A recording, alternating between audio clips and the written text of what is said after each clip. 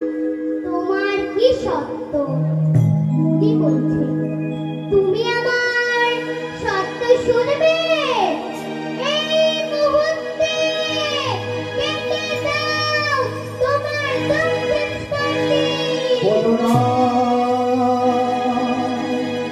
বলো না অমন কথা, বলো না।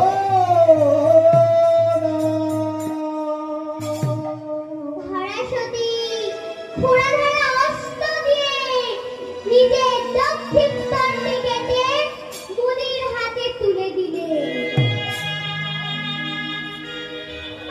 তার বিনিময়ে দুষ্ট মুনি কিছু চাল ডাল, কিছু সবজি দিয়ে ধরার হাতে তুলে দিলে। ধরা সেগুলি নিয়ে বাড়ি ফিরছে। বুকে সেই